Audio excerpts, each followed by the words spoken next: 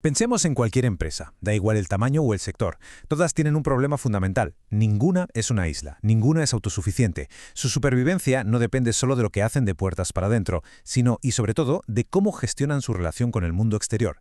Hoy vamos a desglosar el manual de estrategias, el libro de jugadas que usan las organizaciones para sobrevivir y, si lo hacen bien, prosperar en un entorno que casi nunca es predecible. Y todo, absolutamente todo, empieza con esta idea de Pfeffer y Salanchik. Es la piedra angular de todo lo que vamos a ver. El contexto no es un simple decorado, no, es el campo de juego donde se decide el futuro de una organización. Las decisiones que toma una empresa solo tienen sentido de verdad cuando entendemos de quién depende y qué presiones externas la están moldeando. Vale, vamos a meternos de lleno en esto. La teoría de la dependencia de recursos no es para nada una idea pasiva de sentarse a ver qué pasa. Es un marco para la acción. Lo que nos dice es que las organizaciones no son simples marionetas de su entorno. Al revés, son actores estratégicos que intentan, por todos los medios, reducir esas dependencias que amenazan su autonomía. En el fondo, todo se reduce a una lucha por el poder y el control sobre recursos que son vitales. Aquí tenemos nuestra hoja de ruta para hoy. Primero, vamos a entender bien cuál es el problema central de la dependencia. Después, exploraremos las 4 estrategias clave que las empresas ponen en marcha para manejarla, que van desde comprar a otras empresas hasta elegir a sus propios líderes. Y para terminar, echaremos un vistazo a qué le depara el futuro a esta teoría, que sigue siendo increíblemente influyente. Empezamos con la primera estrategia, que es, digamos, la más directa y contundente. Cuando una organización depende muchísimo de otra, ya sea un proveedor que es clave o un competidor que aprieta mucho, tiene básicamente 2 opciones sobre la mesa. O la absorbe del todo o se alía con ella. Y aquí lo interesante es ver el nivel de compromiso tan distinto que hay. Una fusión o una adquisición es como un matrimonio. Acabas con la dependencia de un plumazo porque la metes dentro de casa. Un ejemplo clarísimo fue cuando Disney compró Pixar. Disney dependía del genio de Pixar para hacer películas de animación de éxito, así que, solución, la compró. En cambio, una alianza es más como un noviazgo estratégico. Se comparten recursos, se colabora, como hicieron Spotify y Uber para que pudieras poner tu música en el viaje, pero cada uno mantiene su independencia.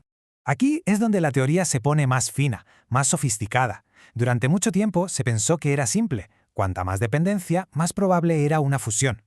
Pero ¿qué pasa? Que la investigación más reciente nos ha demostrado que la realidad es mucho más compleja. Así que el quid de la cuestión es este. No se trata solo de cuánto depende una empresa de otra. Lo que de verdad nos dice si va a haber una fusión es la dependencia mutua. Cuando las 2 empresas se necesitan la una a la otra de forma crítica, fusionarse tiene toda la lógica del mundo. Pero ojo, si una empresa tiene muchísimo más poder que la otra, es menos probable que la compre. ¿Por qué? Venga, pasemos a la segunda estrategia. Esta es mucho más sutil, pero es potentísima. Los consejos de administración. A menudo pensamos en ellos como un órgano de supervisión, ¿verdad? Pues bien, desde la perspectiva de esta teoría, son mucho más que eso. Son puentes estratégicos que conectan la empresa con el mundo exterior. Y esto es fascinante. La visión más clásica, la teoría de la agencia, ve a los consejos como una especie de policías que vigilan a los directivos para que no se desvíen. Pero resulta que los estudios empíricos, los datos, apoyan mucho más a la teoría de la dependencia de recursos. Esto nos sugiere que el papel principal de un consejo quizás no sea tanto vigilar hacia adentro, sino gestionar las valiosísimas conexiones que tiene hacia afuera. Según la teoría, los consejeros son como una navaja suiza para la empresa. Aportan 4 beneficios clave. Primero, información y consejo experto, algo que vale oro. Segundo, son como antenas, canales de comunicación que captan señales del entorno. Tercero, y esto es importantísimo, abren puertas. Dan acceso preferente a recursos críticos como financiación, clientes o talento. Y cuarto, su simple presencia en el consejo ya da prestigio, aporta legitimidad y mejora la reputación de la empresa. Y esto demuestra de una forma brillante que la gente que se sienta en un consejo de administración no está ahí por casualidad. Su composición es una respuesta calculada a las presiones del entorno. Si una empresa se lanza al mercado internacional, agranda su consejo para atraer más experiencia global. Si depende mucho de la regulación del gobierno, ¿qué hace? Ficha gente con experiencia política. ¿Que necesita capital? Pues sienta un banquero a la mesa. Es puro diseño estratégico. Vamos ahora con la tercera estrategia, que es 100% proactiva. Hasta ahora hemos hablado de reaccionar o de adaptarse, pero ¿y si en lugar de jugar con las cartas que te han tocado, intentas cambiar las reglas del juego a tu favor? Aquí es donde entra en escena la política. La acción política corporativa no es otra cosa que el intento de una organización de reescribir las normas. Si tu mayor fuente de incertidumbre es el gobierno, por las regulaciones, los contratos públicos, los subsidios, pues la empresa puede intentar influir en ese proceso político para reducir la incertidumbre y crear un entorno que le sea más favorable, más predecible. Y la evidencia empírica aquí es abrumadora. Las empresas que más viven de contratos públicos son de lejos las que más invierten en lobbying.